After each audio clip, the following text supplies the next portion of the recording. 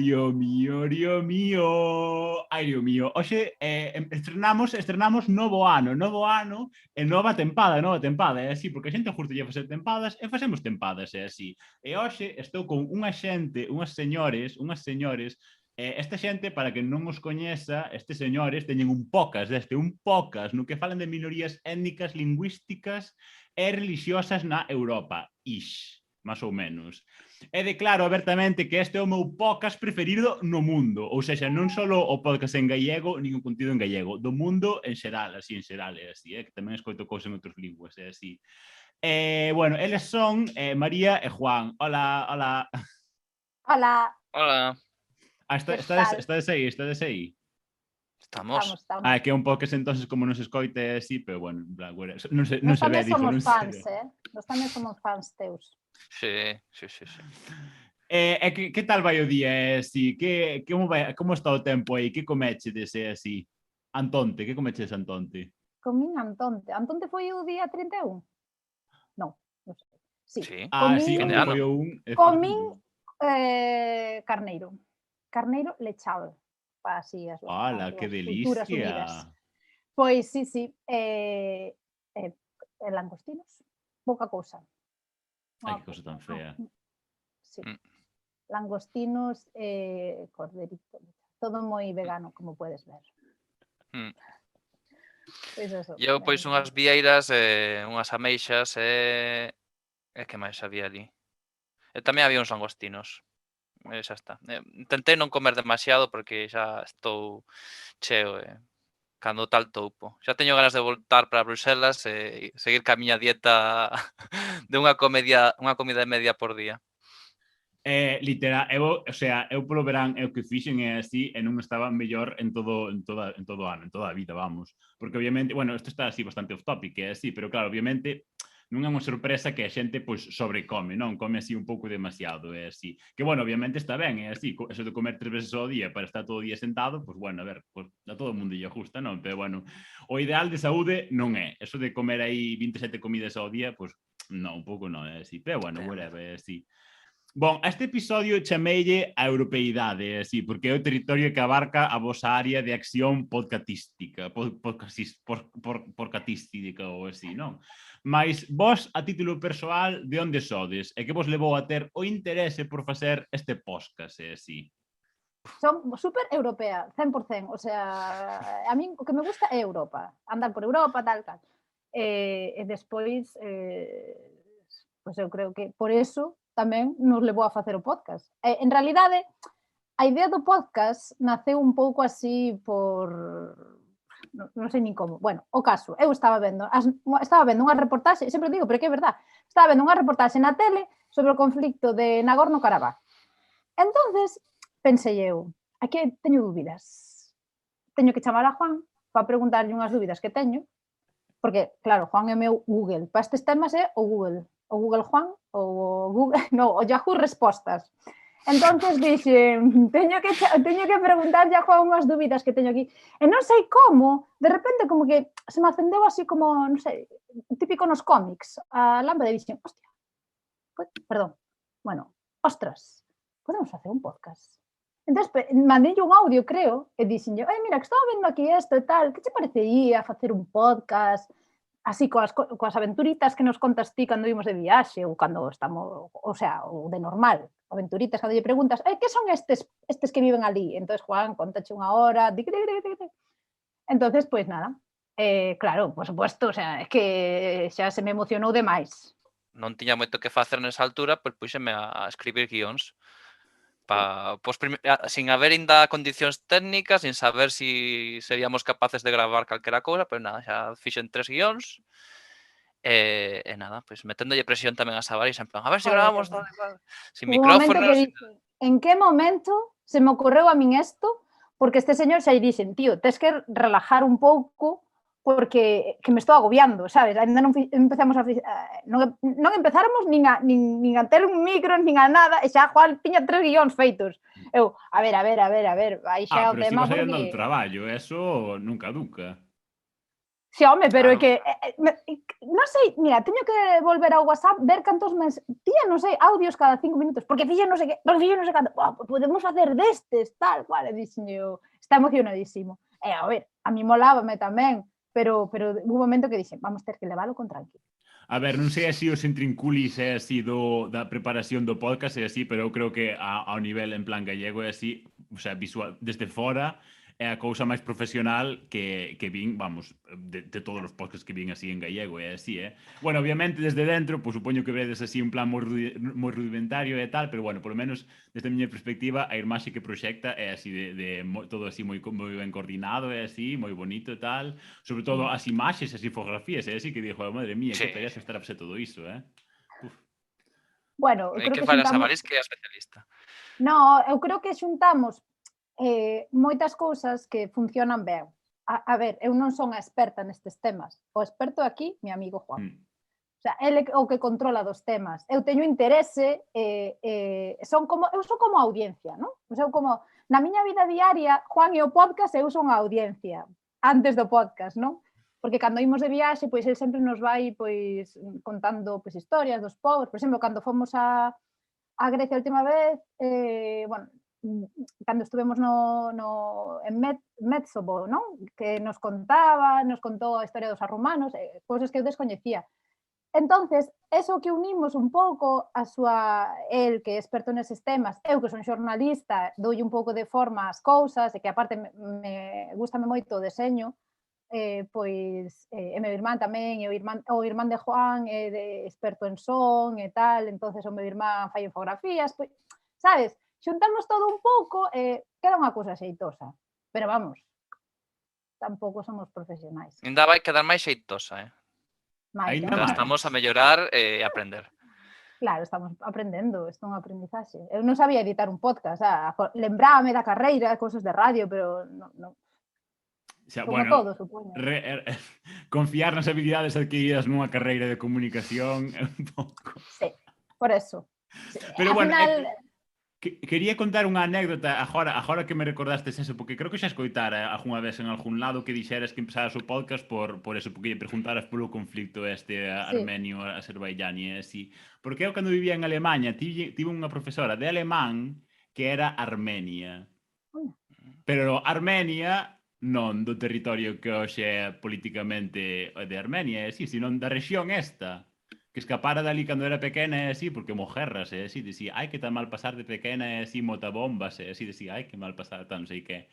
Estaba ali a enseñarnos alemán, a contarnos a súa vida sobre a súa infancia ali traumática en Armenia, como volveu de refugiada para Alemanha, e agora estaba ali e tiña 2 fillas e moi contenta todo. Pero bueno, ese sí bastante off-top. Bueno, a ver, está ben porque obviamente pois a poboación real dese sitio é que mellor che pode contar a historia dese sitio, Claro. pero sí, é en plan interesante, Sí, mira, estamos interconectados. Mira, cando tal, contactámola. Tratamos ese...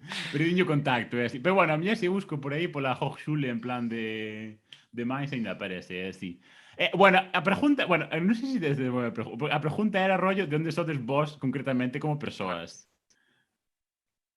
Pois eu son de Vigo, pero como todos os de Vigo, bueno, case todos de Vigo, a miña familia ven de Ourense, entón pois eu teño esa identidade dual, ás veces que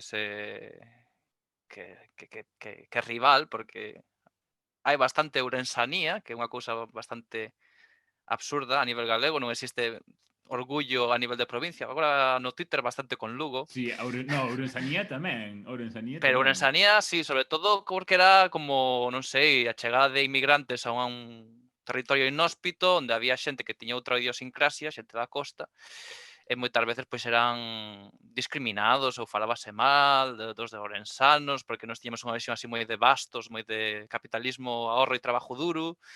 E claro, os ourensanos, por outra banda, tamén eran o contrario, estes da costa que andan aí todo o día de festa, non aforran, non traballan, son os lacazáns.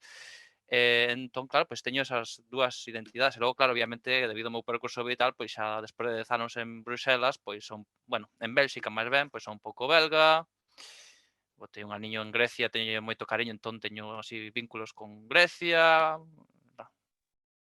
un poquinho Polonia, un poquinho Albania, entón, pois...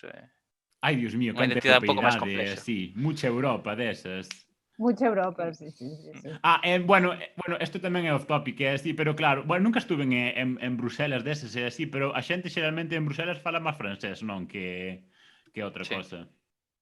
Sí. Putos franchutes de Eu mierda. mesmo diría que hai un pouco de, como dicir, de diferenza social. Os flamencos normalmente sí que teñen máis son xente máis de cartos, e o francés pois é, o sea, os falantes de flamenco son bilingües habitualmente. Xa, o de E francés normalmente non. pois sí que teñen máis, son de clase máis alta, e os que falan francés fundamentalmente, pois moitos casos son inmigrantes que obviamente, como todos os inmigrantes, pois veñen dun perfil máis baixo. Entón, pois sí que hai un poquiño esa diferenza social, pero sí, a gran maioría da poboación falan habitualmente francés. E o flamenco, o neerlandés, aínda que sexa a lingua oficial, na que existe na cidade hai un bilingüismo oficial moi regulado e marcado, todo ten que ser nos dois idiomas, pois sí que é un idioma minorizado porque ten menos visibilidade na rúa, porque hai menos xente que fale francés, e hai moitos que non aprenden neerlandés, moitos inmigrados. Tamén hai moitos inmigrados que non aprenden francés, porque Xa, só nada. co inglés xa os típicos británicos ou irlandeses que veñen a traballar na Unión Europea, pois co seu inglés xa chega. Non só británicos ou neerlandeses, é así. Eu Bueno, tiña, ou outros. cando estaba en Alemanha, sí, claro, estaba eu, non sei, empecé ali a aprender no A2, creo. Empecé nun curso de A2. E había ali unha pava que era de Macedonia, que levaba vivindo en Alemanha 4 anos, estaba ali no A2, e en plan, mi má, para que mierda tiña que aprender alemán, tal, que é moi difícil, tal, todo o puto día falando en inglés. Pava, pero onde coño puto vives? De que Macedonia? Do norte? Sí, do norte, Macedonia do norte. Especificar, así, pero sí, estaba todo o día a falar cos serbios, e así, e o serbio dicíame que, en plan, que para él falaba como un rapaz de 3 anos que ainda non sabía declinar as choias, e así, pobriña, coitada. Pero era maja, aparte dese cosmopolitismo, e así, de para que tengo que aprender alemán en Alemania, o resto era bastante maja, e así. Eu, o sea, non ten moito que ver, pero eu lembrome, cando eu fui a Bruxelas a primeira vez, eu vivía na casa dunha veciña daqui, de Zacande, da miña aldea, que emigrou para lá. Entón, un día fomos pasear, creo, a Amberes. Bueno, levoume a Amberes, ela ao marido. E claro, eu falaballe francés a xente. Non fales francés, non fales francés. E logo, non fales francés, non lle fales francés a xente, non lle fales francés a xente. Pero a muller toda, igual che pega.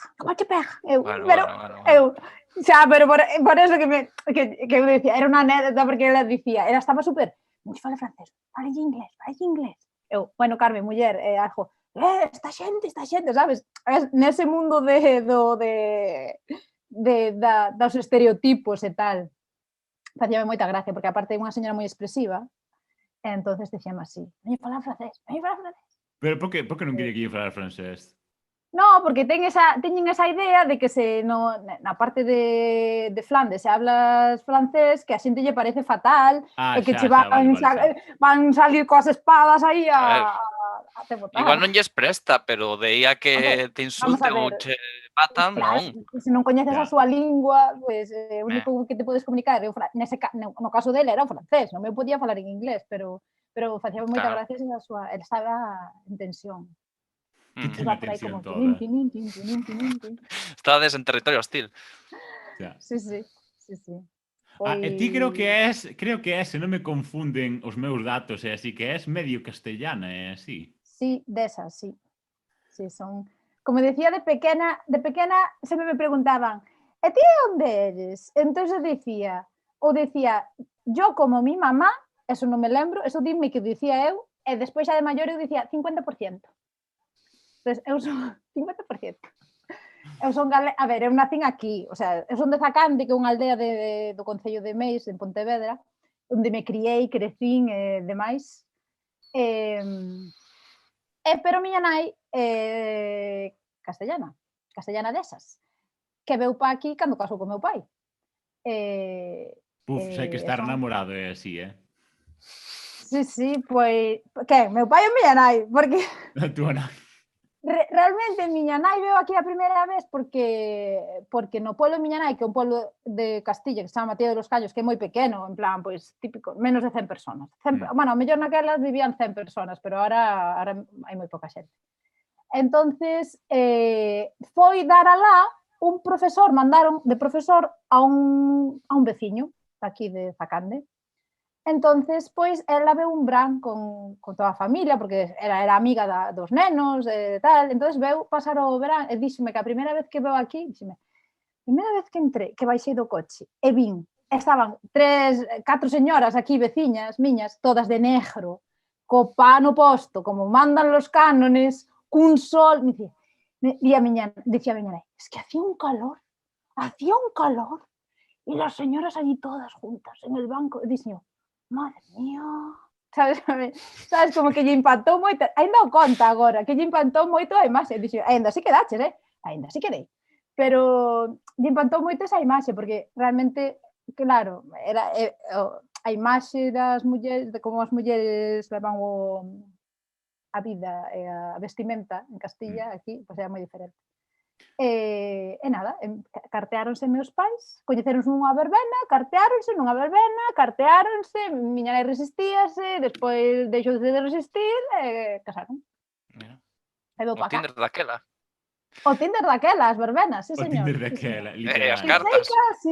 Sí. Que sei que había un primo de meu pai que andaba por aí metendo baza e miña nai dicía, e agora falan deso, ai, aquela vez, e dixo, miña abuela de castellana,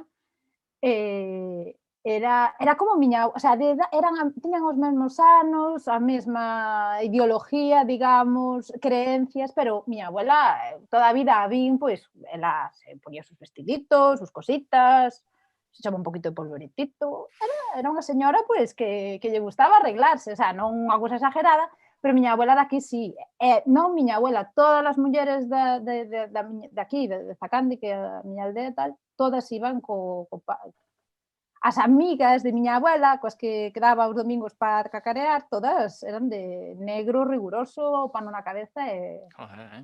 Arabia Saudí, Ibérica. Xa dicía meu abuelo, Josefa, que te cubres. A verdade é que o loito é unha tradición moi fermosa que se está perdendo. Hai que recuperar o loito. Uf, non, por Dios. Co ben que se vai todo o día de negro e así, para que andar a combinar cores e tal, non sei E o que. que adelgaza, ademais. Son Pero, ordinariedade.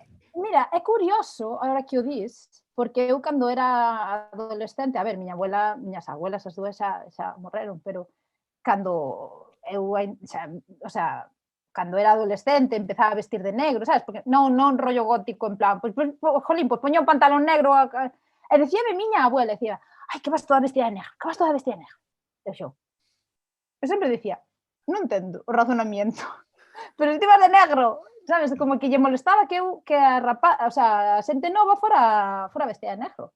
Dos meus avós, pois, bueno, a miña avoa, o meu avó non, pero no caso dos meus avós, si, sempre tiñan algunha razón para estar de loito, que se che morría un Claro, é que tío, é que che eso. morría Claro. un É que eso tamén sobriño... pasaba a miña avó, en plan, como que iba reenganchando, en plan, primeiro morría Claro. este irmán, tal, agora no luto por 2 anos, outra vez morría outro, luto outra vez, era como en plan... Pero claro, sempre que pasaban en plan un certo tempo, volvían a poñer en plan roupa normal, non?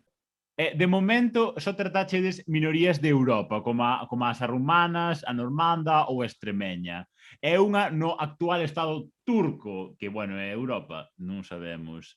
Mais pensachedes en ampliar o campo de acción ou aínda vos quedan moitas que tratar dentro do subcontinente europeo?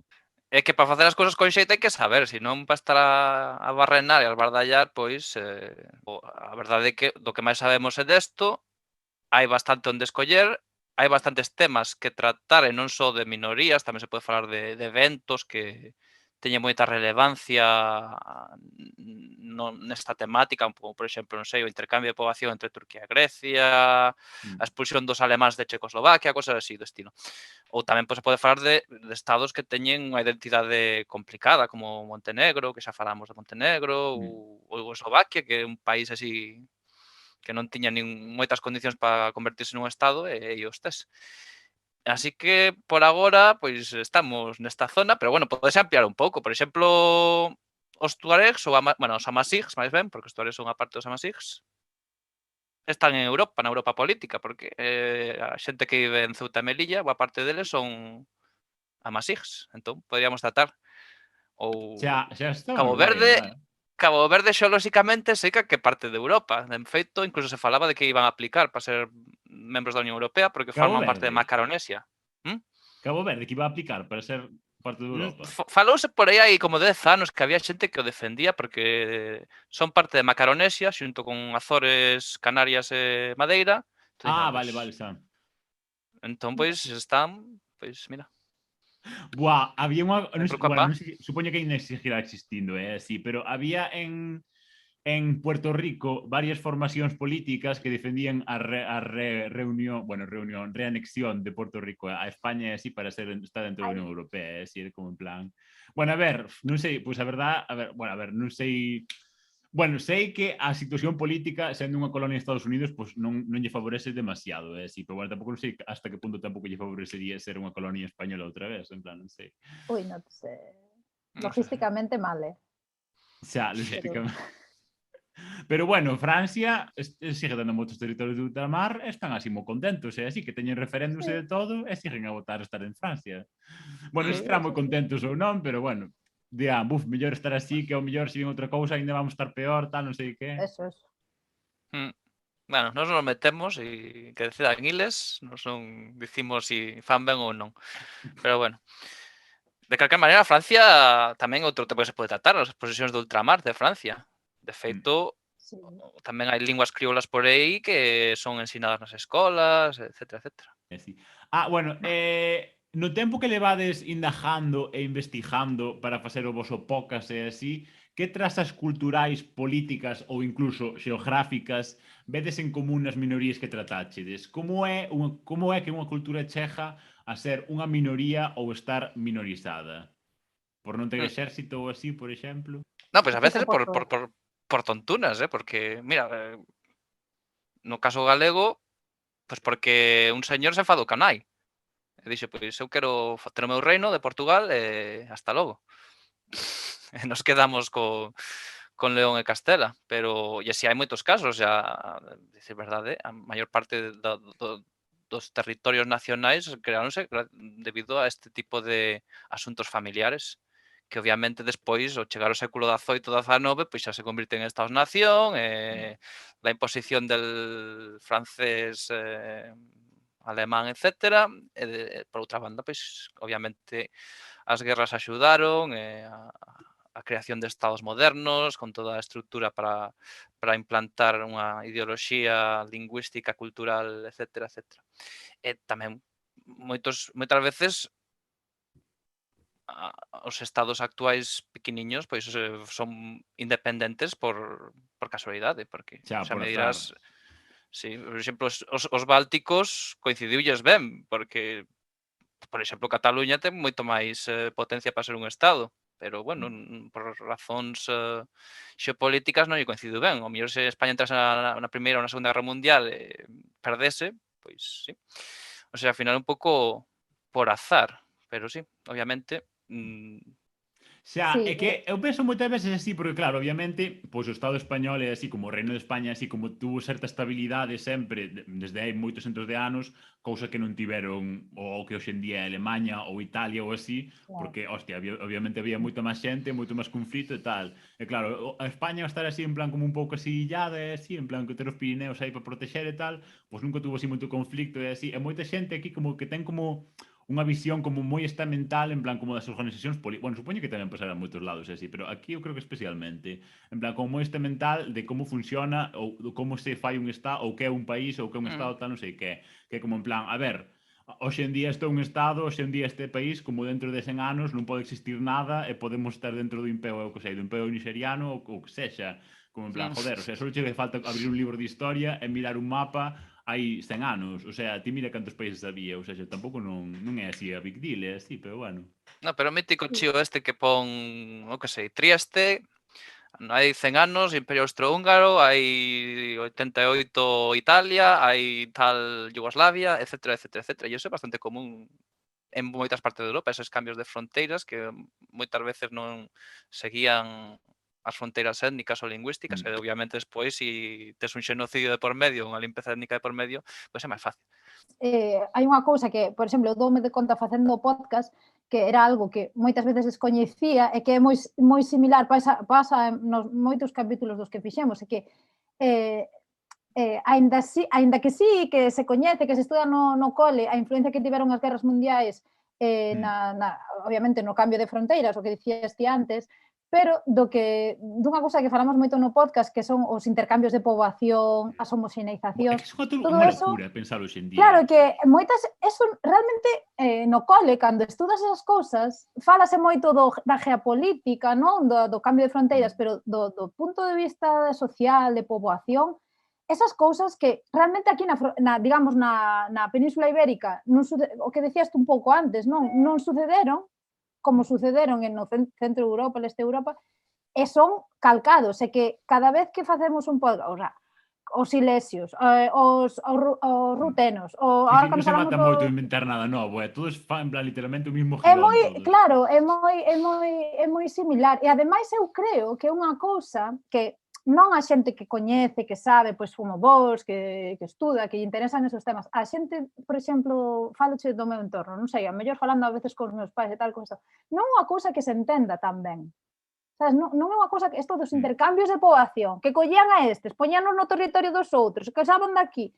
Non é unha cousa que sexa tan sinxela de entender desde o punto de vista como concepto, sabes? Non sei, máis alá, obviamente, do xenocidio e tal, pero é unha cosa que se repite moito, a mesma, digamos, dinámica nos podcasts. Claro, e ti aí en cuarto de ESO, si, Turquía levou 152 millóns de grejos a non sei que, non sei onde tal sitio, vale, ajá, interésame unha puta merda. Pero claro, ti podes pensalo, claro, eu que sei, 5 millóns de personas, a la veña, idevos por aí, buscado unha casa por ali polo sitio ese que en teoría vai ser o vosso novo país, e a la festa. É que claro, joder, é que o territorio que hoxe en día Turquía é que é unha puta locura o que fixeron aí eses tipos. O sea, ese quitar o sombreiro para a puta limpeza étnica, normativización, porque é un puto traballo da hostia, para ter hoxe en día todo o territorio que teñen. Bueno, ainda así hoxe ainda tiñan as súas liortas, obviamente, claro, pero que fixeron un puto traballo que puto flipas, de puto matar a xente e mandala a puta merda se non querían morrer.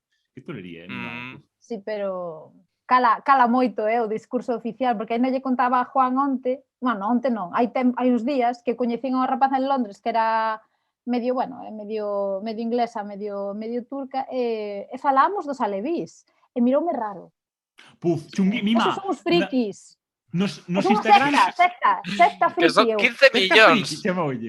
15 millóns, madre mía. Sí, estábamos falando cun amigo, explicaba yo ao amigo que, ao meu amigo, bueno, que estaba no medio, en plan como dicindo que esos eran uns raros medio sectas, que se casan entre ellos e que ya. E yo, conté yo a Juan e dixen... É que está fatal. O sea, se miras, en plan, en Instagram hai moitos Instagrams en plan como de mapas e de cosas rollos e así. Mima, cada vez que poñen algo de Turquía, loquísimo, están fatal da olla, en plan, Turquía, non sei, eso de Turquía, tal, non sei can, todo de Turquía, mima. Eu flip, en Turquía non hai nada máis que turcos, eso inventaron no todo, eso non existen aí, tal, non sei que. E aparte, tengo unha amiga que estivo de Erasmus en Ankara, na capital de Turquía. Creo que había eleccións ou algo así. Bueno, a tipa contentísima, así, trouxo todo de eses en todas as asignaturas, pasou no evento, todo de festa, tal, non facía nada, porque obviamente que ser en turco, mandaba ser un traballo de mierda bueno, whatever. E diz que, en plan, había lesións, así, é que estaba como nunha parada de autobús, e que lle empezaron a meter de hostias, pero de hostias a un tipo. E resulta que era solo porque era kurdo. Empezaron a meter de hostia, en plan, a matalo, Kurdo non, era turco das montañas. Seguro a teoría nacionalista turca son turcos das montañas. Pois sí, non sei que lle comentei a esta rapaza tamén dos kurdos do territorio, que era kurdo de Turquía, e díxome que non. Dixo, non. Eso non é aí. Vale. Entonces, cando ao chegar a casa, que meu mozo tamén estaba aí, no medio, meu mozo italiano, dixeme, é que non lle podes ir contando todo eso a xente que non coñeces. Digo, bueno, home, non pasa nada. É que claro, ti lle contas esas cosas a xente que non coñeces, non sabes como va a reaccionar. Claro, vale. É que é unha locura, puf. É que sí, é que eu quero pensar que hai xente turca, en plan, que reflexiona un pouco, vale, a ver, isto é un estado, é así, pero porque xente que gobernaba en aqueles tempos, pois quixo que facer estas cousas, tal, para ter máis territorio, para ter unha cohesión en plan cultural, todo o que queres, tal. Pero claro, obviamente, pois, hoxe en día, pois, está feito, que lle vas facer, pedir disculpas como moito, non? Pero claro, que moitas das cousas que se fixeron, pois, foron moi chungas e tal, non sei que. Pero é que, o sea, ainda falta o día en que atope alguén que fixera como unha reflexión mínimamente parecido a iso, En plan, no, Turquía é hostia, non sei que, non sei canto. Que foi? Eu teño que dicir 3 cousiñas. Que primeiro de todo, que os turcos tamén recibiron moitos paus, que parece que son aí os Sí, únicos claro, a ver, asesinos. ninguén é santo No. tampouco. Segundo de todo, que a construción da República Turca é super interesante, non só por o proceso de construcción dun Estado novo, revolucionario, cunha concepción absolutamente diferente do que era o pobo turco e Turquía en xeral. Ademais, simplemente a loita contra os poderes ocupantes, joder, eu sou moi filoleno, encantaríame que Esmirna fose grega, pero obviamente non sucedeu. Pero, joder, tendo en conta como estaba Turquía naquela altura ocupada por Italia, Francia, Reino Unido e tal, pois obviamente pareceme un movimento moi lexítimo. E terceiro, ter esta perspectiva así de as minorías, que guai, joder, o mellor ali en Galicia non é tan fácil, pero en Bruselas é fácil toparte con xente de minorías e logo tes un placer tan enorme cando falas con alguén e dixe, bueno, tú onde es? Bueno, son de orixe turca, pero bueno, tal. Como tal? No, que os meus pais son alevís. E digo, hostia, alevís, bla, bla. Empezas aí a falar e dame un placer, unha alegría. E digo, que bonita Bruselas, que maravilla Bruselas. Ou unha amiga tamén que era filla de armenios, de criptoarmenios que se convertiron ao Islam para salvar a vida, bueno, ou neta de criptoarmenios Era que Kim se convertiron ao Islam para Kardashian. salvar a vida.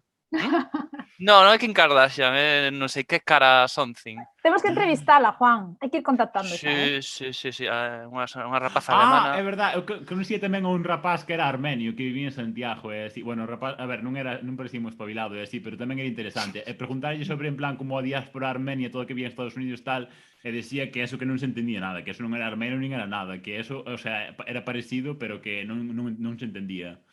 Pero bueno, claro, porque obviamente era toda a xente que emigrou por aí eran da parte donde xe Turquía, que obviamente eran como variantes dialectais distintas e tal. E dicía que eso non se entendía nada, así que eso non era armenio nin era nada. Sí, además son un pouco flipados demais porque como viven ali na outra punta, igual cos armenios de Francia, igualmente, o Asnabur e todos estes tamén, sempre están aí Buah, é que eu tendo tive visións moi unha radicais. época así moi obsesionado con Armenia, así, porque me gustaba moito únicamente porque me gustaba moito o abecedario. Estuve aí aprendendo aí as letras, armenio e tal, non sei que, pero xa deixei aí tempo, así. Teño así obsesións así por etapas, así. Como vivides vos a europeidade, así, fora da EU esa, así? A ver, é que somos totalmente Bruxelas e Londres neste momento. Bueno, Londres ainda... É verdade que ti non vives en Europa, fora, ainda menos. Bueno, vivo... Sí, claro, eso que dicían os ingleses cando salieron da Unión Europea. Estamos fora de Europa. Chavales, sí, Europa vanche sigue sendo mesmo. quitar a isla hasta longe, non te jode. Sí, ahora ides facer vos un subcontinente, sabes? Bueno, a ver, se falamos da Unión Europea, realmente... A ver, é que hai moitas cosas de ser, digamos, da Unión Europea, de ser europeos que se dan moito por feitos, que cando non estás ali... O sea, por exemplo...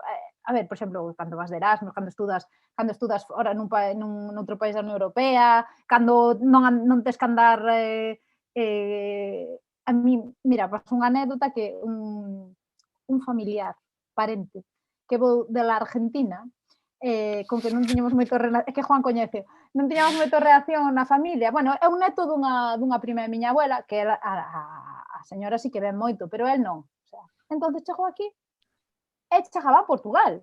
E o home estaba inquieto porque a ver como facía para cruzar a fronteira. Pero un rapaz novo, entón explicámoslle, Unión Europea, non hai fronteiras. Vas con o coche e cruzas. Hai un puente e cruzas. Entonces, aí de cando dixen, hostia, vamos, hai que facer un pouco de estudio onde está, hola, Galicia, Portugal, tal, igual. Pero, por eso, que hai moitas cousas que pues, para nós son normais.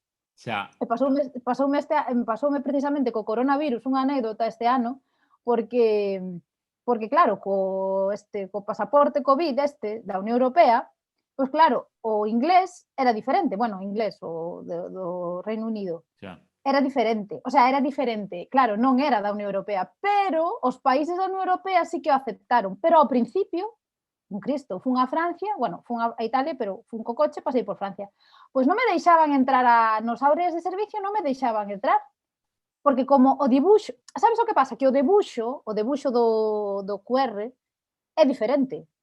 Da Unión Europea ten unha serie de, non sei como chaman esas cousiñas negras, e o británico é outro.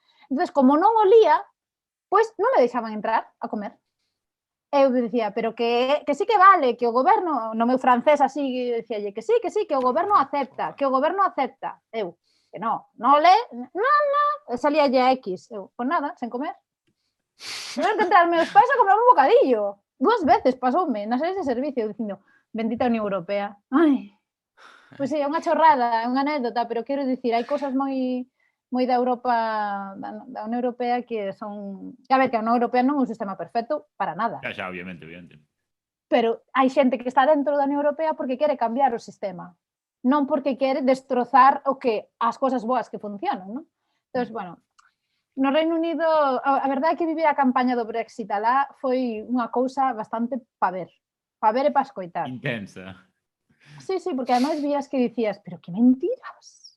Que eu tampouco son super experta na Unión Europea, pero as cousas que coñezo, decía, estas cousas, a xente, a ver, hai un problema, a xente non coñece como funciona a Unión Europea porque obviamente é un sistema tampouco moi sinxelo, cando estás en Bruxelas vives nunha burbulla europeísta na que hai inputs por todas partes da Unión Europea, entonces é como tu sitio feliz, como pasa a min, eu, viva Europa. Eu vou por Bruxelas e viva Europa, pero claro, cando sales dai desa burbulla, a xente non ten ni puñetera idea. Os meus compañeros de traballo, que eran digo compañeros porque eran todos homes, cando era o Brexit, decíanme que iban votar por Brexit, e decíalle, pero por qué?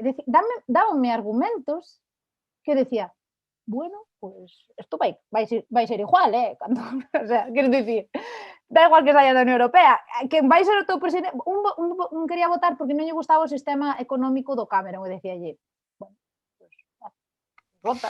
Decíalle, pero sabes que aínda que saias da Unión Europea, o sea, isto non cambia, quero dicir, isto é lo mismo, sabes? Estará Cameron ou estará outro, pero, bueno, un castigo. máis ou menos tamén Europa un pouco a tope tamén, obviamente con moitas seivas e cousas que criticar, pero claro, a miña perspectiva vivindo en Bruxelas, pois Estás sesgado, ti non vales. Claro. A ver, non traballo para as institucións e nada, entón podo criticar sin problema que non me van botar o traballo. Pero, claro, joder, vas ali en Bruxelas, anda que non houvese institucións, é unha cidade moi europea porque está no centro do continente, entre dúas culturas, a francesa e a neerlandesa, ou tres, e metemos a Alemanha, que está aí ao ladiño, xente de todas partes. É minoría, é idioma nacional tamén.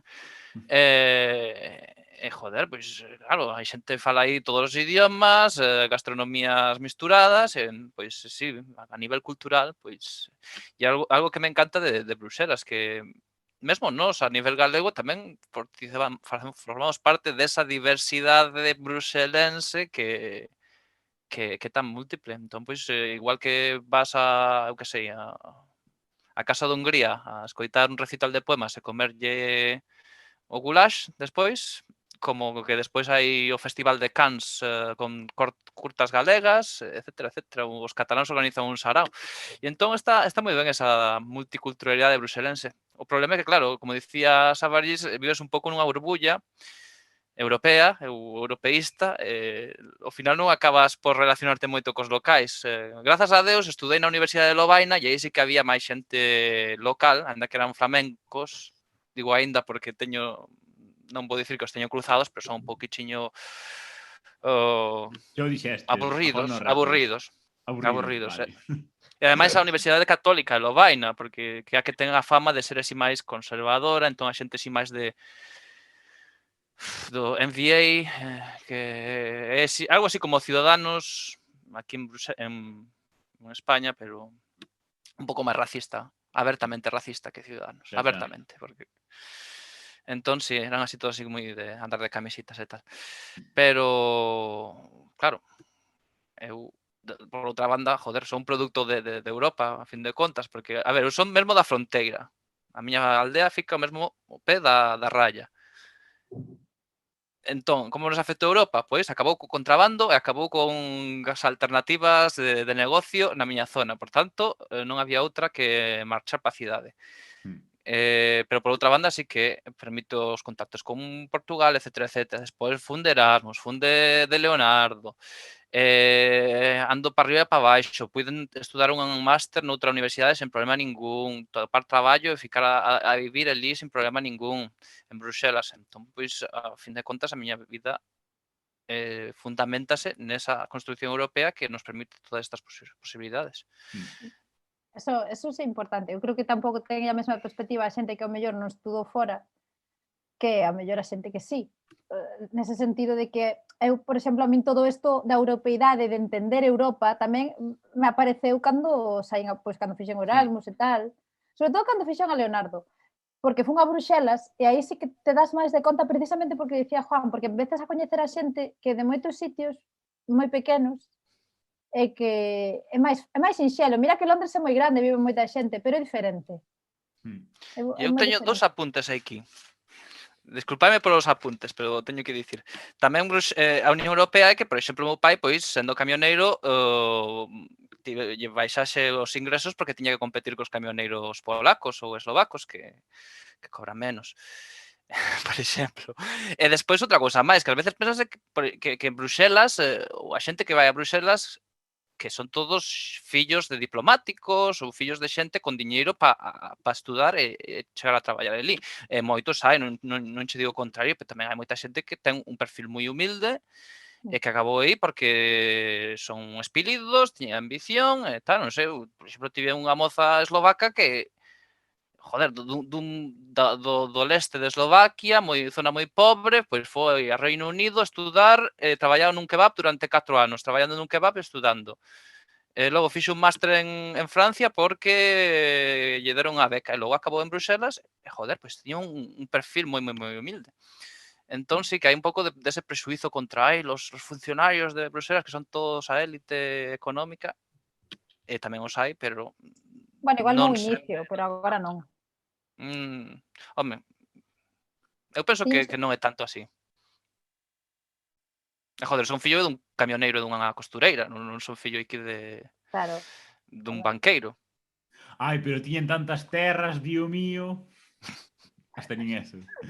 No, é que unha das cousas que máis me chocaron, así, cando vivía en Alemanha, era como a europeidade en sí, porque claro, en plan, na Gallaecia aquí dinche, ai, sí, somos da Unión Europea, sí que ven tal, non sei que, ok, pero que ali é que en plan full Unión, o sea, en plan, a cousas en plan nacionais de Alemanha non existen, o sea, matemáticamente non existen. En plan, é todo Europa, Europa, Europa, incluso consideroume que había eleccións ali, que non sei se eran municipais ou en plan do Estado.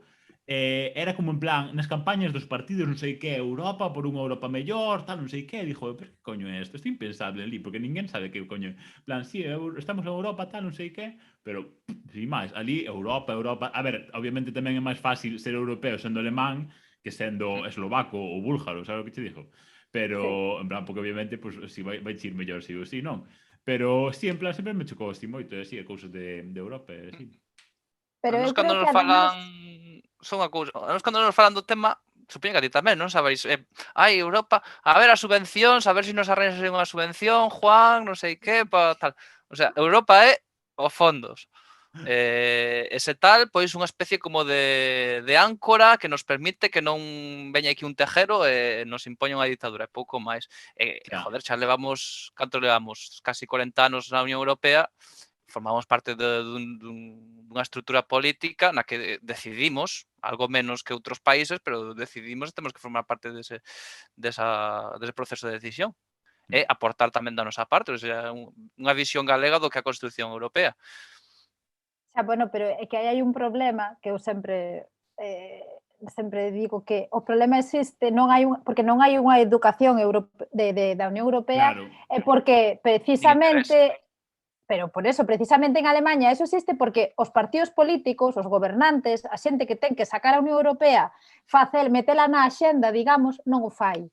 Entón, eu aquí non sei se non se fai porque non hai interese ou porque non, pero o problema é que a xente non coñece por eso, porque non está... Non sei se vos lembrades cando foi o euro, o sea, cando empezou a circular o euro, en televisión, creo que era en televisión española, non sei se era en televisión española ou en todas, había, non sei se era antes, despois, bueno, había unha serie de debuxos, eran uns debuxos dunha familia que iba contando como funcionaba o euro, como iba a cambiar o euro. Bueno, igual eu son en la edad. Máis boomer. Abuela! Bueno, pois creo que era despois do telexornal, había como uns debuxos, era un rollo como que despois do telexornal, do telediario de Televisión Española, iba contando un pouco como era o euro, como iba a afectar a xente, como iba a facer para cambiar as pesetas, todo, iban explicando. Pero eu nunca vi na tele pública algo igual para temas da Unión Europea super importantes. Por que non se lle explica a xente como funciona a PAC? Ou como se explica a xente como funcionan políticas europeas, pois nunhas despois, pois sí, pois despois do telexornal, cousas así, píldoras pequeniñas, porque non hai interese. Ao mellor tampouco hai coñecemento para facelo, Xa, tamén pode ser, así. Claro, que despois a xente en plan como navega así como nun mundo de desinformación, así, porque obviamente non teñen puta idea, así. E claro, eso que dixeste ti tamén, que non hai ningunha cousa en plan consistente no currículo, incluso académico, que che informe en plan do que coño é a Unión Europea ou que fai, así, o sea, sí, pero bueno. pero o Brexit pasou un pouco por iso. Que a xente non teña ni puñetera idea do que era a Unión Europea, do que significaba para, bueno, exagera, aínda peor que aquí. Ainda peor que aquí, uf. Sí, creo que en niveis moi peores que aquí. De non saber o que é a Unión Europea. E fixaivos tamén cando hai eleccións europeas, os debates sempre son debates a nivel nacional ou interno. Non de como queres que sexa o teu representante e que faga e como decida a nivel europeo, senón a ver se perde as eleccións tal ou pascual, vamos darlle unha elección a Pedro Sánchez, que vai perder as eleccións, etcétera. Ou, no caso galego, a ver como logramos que Galicia conte para a Unión Europea, etcétera, etcétera. Sempre o mítico, vamos negociar os fondos ou vamos negociar unha política pesqueira, etcétera. Bueno, aquí vou facer un pouco de propaganda, eso sí. Por eso, en parte, me gusta bastante o que fai Ana Miranda, que se mete en debates a nivel europeo, como, por exemplo, o debate contra o fascismo, e dá unha perspectiva galega, ou o debate da inmigración, etcétera. E non é sempre o mesmo de aquí para ali, ou seja, os fondos, a política pesqueira. Los dineros. Non, pero, bueno, outras políticas, a PAC, etcétera, que nos afectan, pero tamén nos, sendo parte deso, tamén podemos tratar de influenciar o debate europeo noutros lugares que non sexan só o Comité das Rexións, que non vale para moito. Sí, claro, pero é que realmente hai moito descoñecemento. A mí pásame ás veces cando vou precisamente ao pueblo de Miñanais, que da provincia de Valladolid e tal. Entonces, a ver, obviamente meu primo agora, meus tíos no seu día, agora meu primo, ten moitas axudas da PAC. Entonces, a veces discutimos sobre cousas e eu digolle, pero ti eres consciente de que ti podes sacar adiante o teu traballo moitas veces porque tes unha axuda da PAC. Sí, yo ya lo sé, pero, o sea, criticando a Unión Europea, critica a Unión Europea, pero moitas veces ele consciente de que sen as axudas que lle dá a PAC non sería quen de sacar adiante o seu negocio, non? Entón é como un pouco contradictorio do tema, é como se sabe, o sea, o discurso é a Unión Europea é mala, porque hai este partido político que ahora dice que a Unión Europea é mala. Pero ti vives da Unión Europea, o sea, vives da Unión Europea non, vives dun programa que non será o que falamos sempre, non é perfecto, pero permite que... Non é perfecto, absoluto. Permite que ti saques adiante unha forma de vida que a mellor de outro xeito non poderías. En que credes que a vosa experiencia vital difire da normatividade dos sitios de onde sodes e que credes que compartides con ela? Teño que dicir tamén que cando eu nacín debín de ser da última xeneración de persoas que foron criadas en galego, porque o resto de veciños que emigraron a Vigo, os primeiros fillos criábanos en galego e os segundos en castellano. Era un pouco absurdo, o sea, a que era a xeración máis nova, pois si era criada en castellano. Prueba error. Sí, non sei por qué. Entón, teño primos que o máis vello fala galego, o mellor da miña idade, e o máis novo, non, pois, bueno, será así. Pero ainda así, pois, difire, pois que como creo que se nota, pois son bastante galeguista, mentras que esta xente, parentes e veciños da aldea co mesmo percurso vital, pois non son galeguistas ou cando menos son galeguistas de maneira coherente, quero dicir, despois o galego usano ca familia na aldea pouco máis, ou si directamente xa o abandonaron. E despois, por outra banda, claro, do ter emigrado, ter andado por aí de paseo e tal, pois eso non é algo que fai... Bueno, emigrar sí, creo que fai no todo o mundo agora, pero non sei, facer o Erasmus, facer unha Leonardo e tal, pois sí que non é algo que poida facer ou que faga todo o mundo. Cando digo poder, digo a que haxa os cartos na familia para mandar o fillo a Grecia un ano.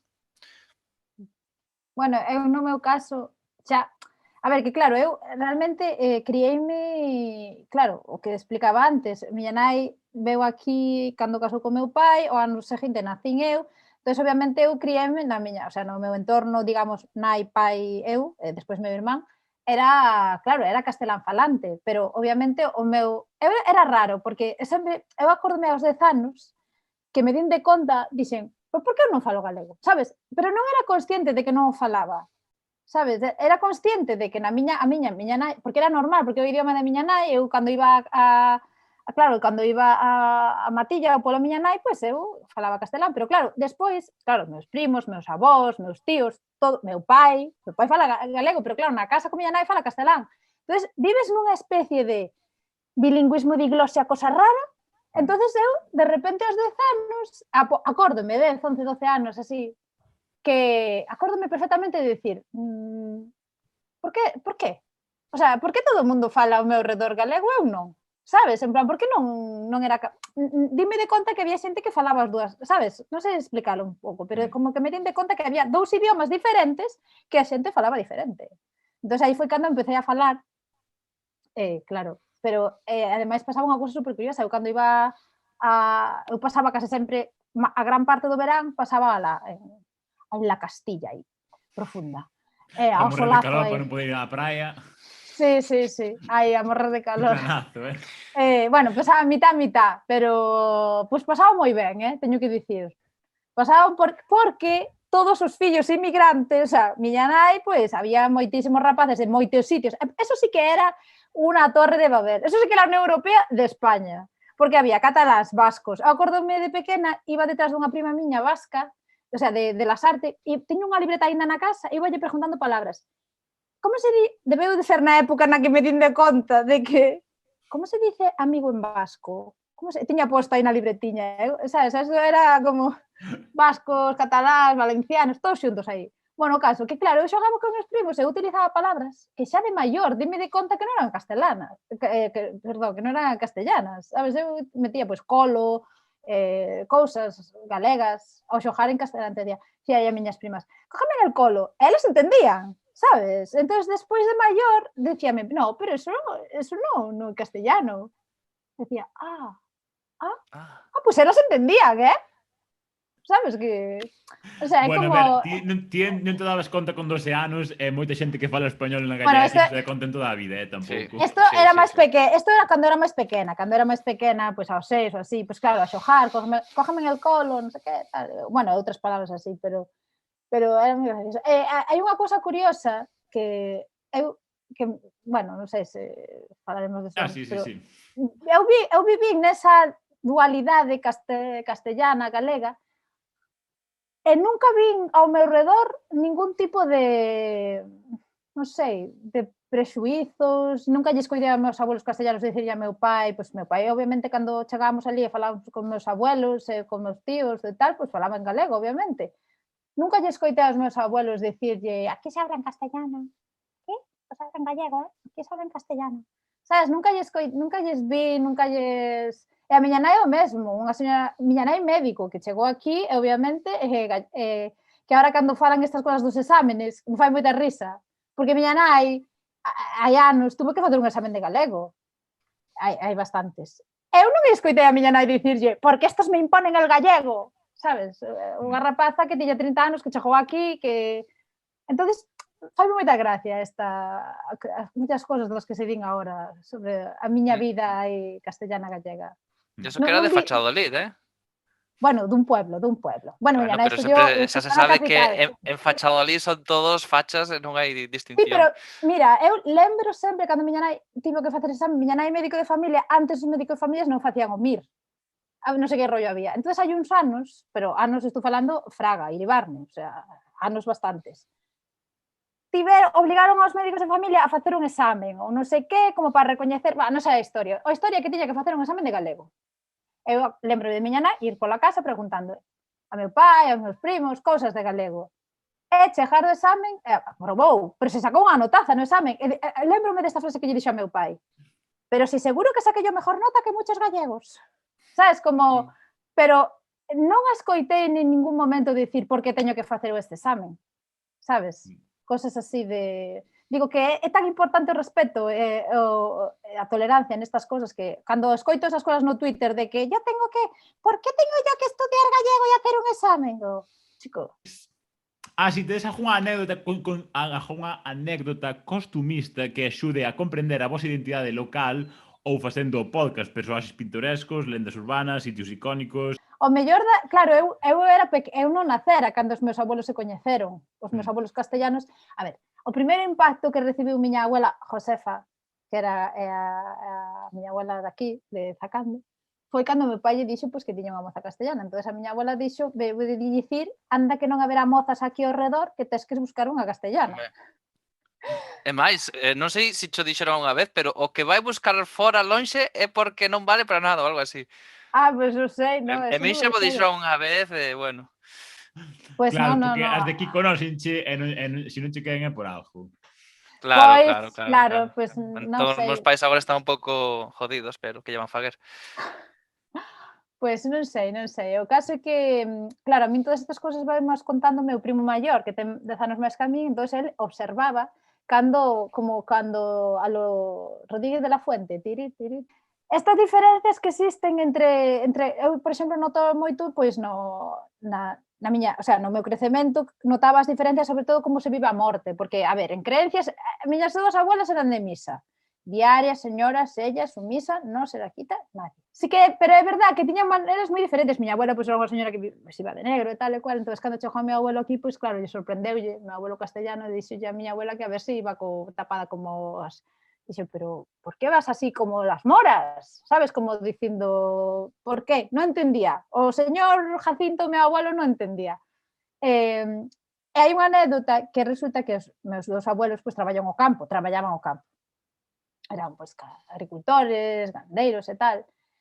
E entonces, pois, falaban, pois, eu tengo patatas, eu tengo más, sabes, eu poño tomates, pois os tomates meus son ben grandes e tal e cual. Entonces paso por aí por a finca do meu abuelo daqui, e o castellano díxolle, hombre, Alejandro, tienes patatas aí? Pois a ver, enséñame as patatas. Claro, meu abuelo dixo, ostras, a ver se vai vir aquí agora, vou sacar o sea, o castellano en plan, saca a pataca.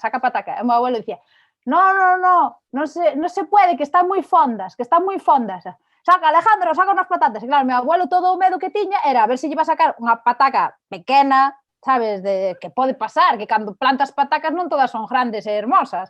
Entonces, meu abuelo, esto era como, vai vir aquí o señor de Valladolid a decirme a mí que mis patatas son unha mierda. No. Entonces, pois era moito así, hubo unha batalla aí de a ver quién tiene as patatas máis grandes. Entonces, pois, a meu abuelo non sacou a pataca porque, claro, meu abuelo dixo que él non sacaba a pataca para fora e non a sacou. Pero bueno, é unha anécdota así un pouco estúpida, pero foi un pouco así... É moi descriptiva. Sí, pois foi...